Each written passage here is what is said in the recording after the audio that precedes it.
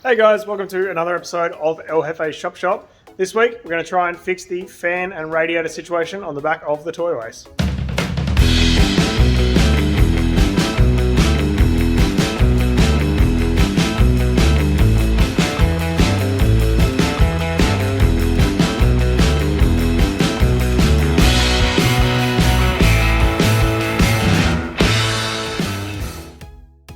So if you saw the last episode on the Toyoace, you would have seen that we mounted the radiators. So that was awesome. I started making a fan shroud for the front, and then immediately everything went downhill when I realized I couldn't fit the front fan shroud and the rear fan shroud. So what I need to do today is get this rear one bolted up. So I'm hoping this stock fan will have enough clearance under the tray. Currently there is not, but there is a bar that goes across the tray side to side, which I might be able to move.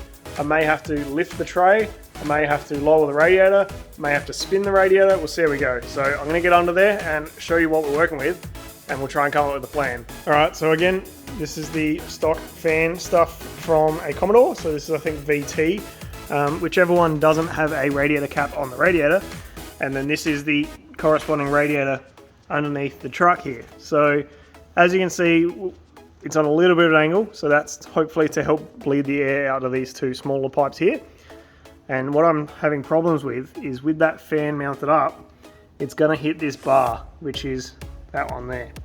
So that's probably about, really honestly, 100 mil from the top of the tray. So I could cut a chunk of that out and probably end up with a whole lot of clearance. So I've been thinking about this for a couple of weeks, and I only just thought of that yesterday.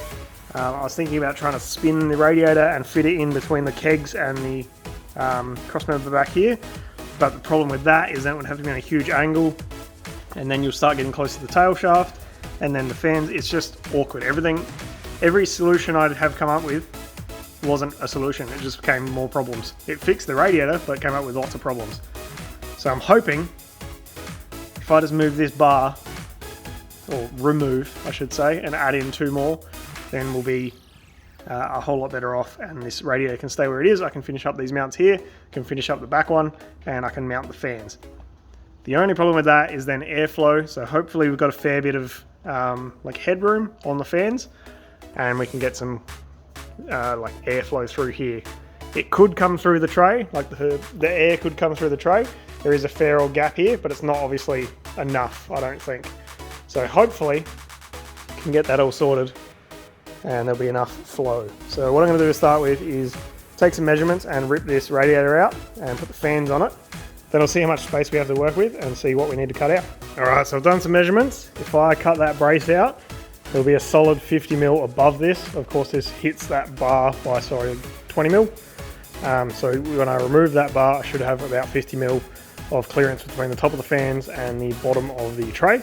So what I've done is cut out these two bits of angle line here, so they'll go into the tray, and replace that one bar there. I'll put one at the front, which I wanted to do something here anyway because the bit that's overhanging in the fuel tank isn't supported, so I want to put a bar there.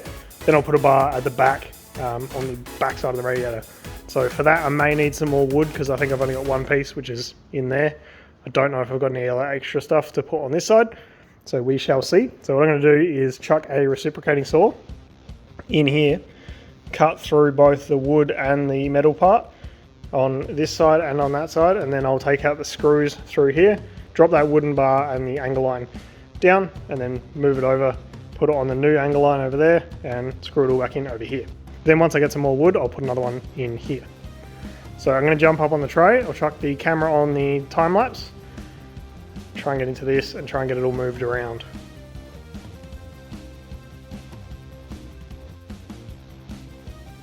Alright, so I got this bar cut out, so now these panels are very loose. I've unscrewed all of them except for one.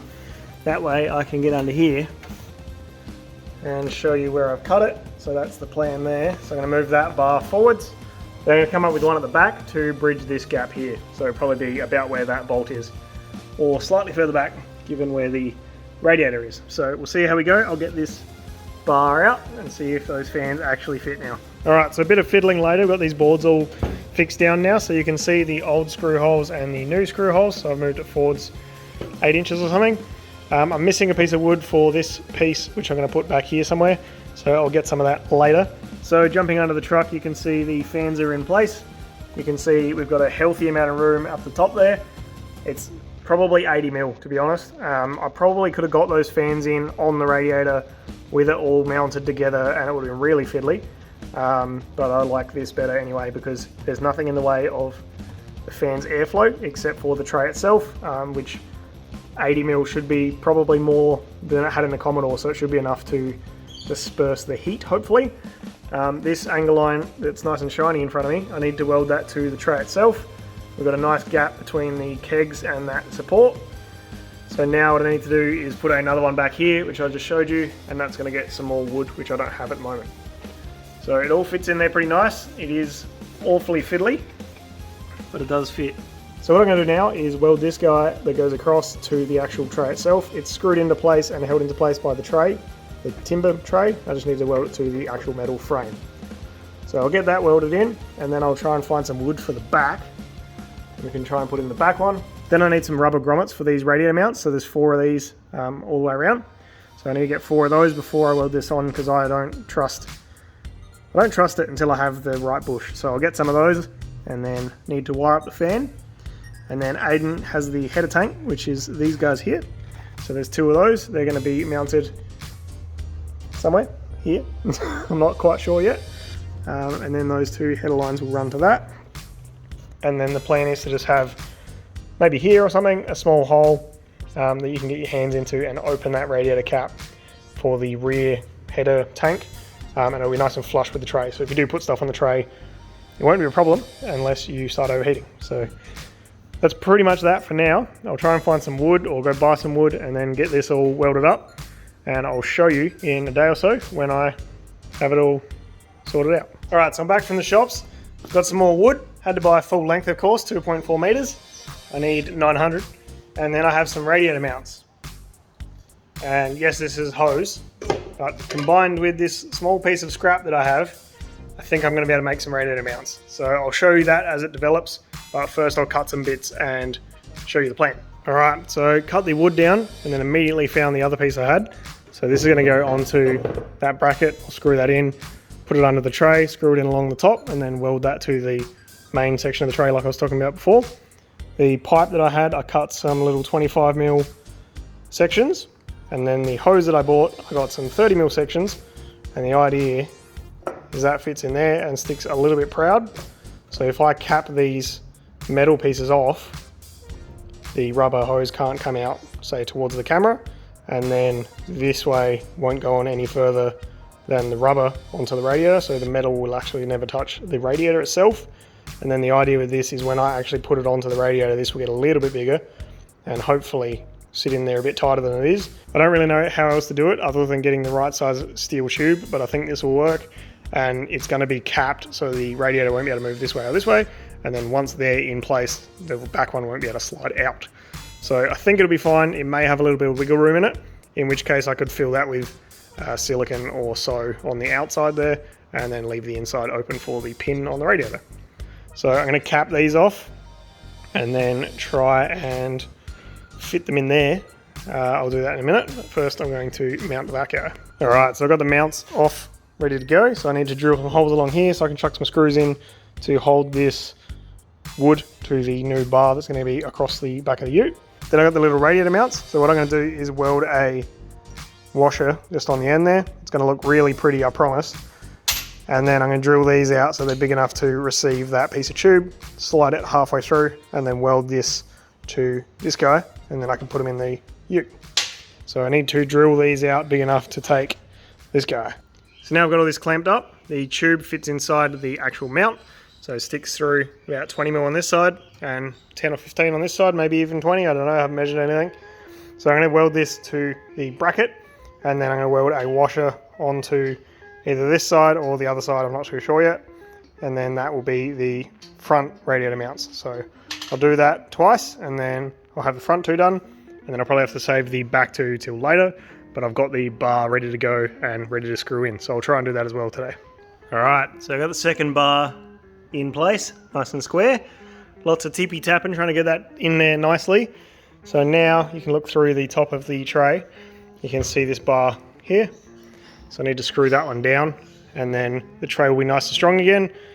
From here to here has a small gap. So there's only this bit here that's unsupported. And then here will be here to here, which is tiny. And then here to here, which is about the same as this gap over here. Lots of heres. So I'm going to put one screw in this board just to try and hold it all together nicely, and then 2 in the rest of them. And we should be all good. Then tomorrow, probably, I need to weld them to the actual tray, but that'll be fine. We've got plenty of room around that radiator, plenty of room around that radiator hose. It's all coming together now. So let's hope this is cold enough, because if it's not, I don't know what to do. All right, so we've got that center beam screwed in. I'm not even sure which one it was now, but that's nice and solid now. So then there's no obstructions for the fan. It's obviously very hard to show you guys. And there's now a brace in front of and behind the radiator and the fan. So the next thing to do is mount this radiator. So those mounts have cooled down. I'll show you how they work, and then I'll put them in place. And that's probably where I'm gonna have to stop tonight. All right, so this is probably not an ideal scenario at all, but this is what I've made. So I've got a piece of tube welded on both sides with a washer on the bottom to cap it off.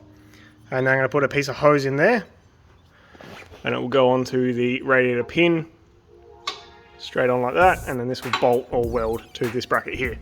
So what I need to do now is put the hose in there and fit it all onto the radiator. Hopefully it all works, and then I can tack it into place on that bracket.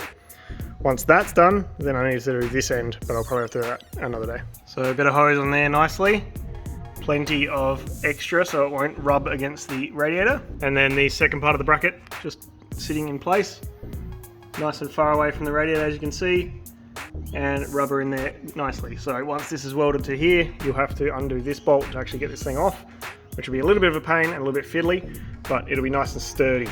So even just with that one mount, and obviously it's only a loose fitting rubber, that's a whole lot more sturdy than it was, and I know it is rubber insulated. All right, so it's a new day on the Toyoace. I'm gonna jump back under, weld those 2 crossbars on, and then I'll work out this rear radiator mount. Let's get to it. All right, so this is the rear brace off the radiator. So I need to open these holes up so that they fit these bungs, something like that. Now I need to weld this to the back side of this guy, something like that. So they are nice and done. So I've got some pieces of hose. I'm gonna chuck this on the radiator, chuck the whole thing in. Hopefully that's pretty well fixed. Then once it's been fitted, should look something like that. So this side I've just welded up, a little weld on either side. I think that should be enough, but I'll probably run one across the front. I welded these bars in horribly. Welding to rust is pretty hard. And then that's all bolted up, all fully welded, everything's all sweet. So I still need to finish up the other side, but it's the same as this side, so I'll spare you the details. So I hope you enjoyed this episode of the Toyoace. We've got the radiator finally mounted properly.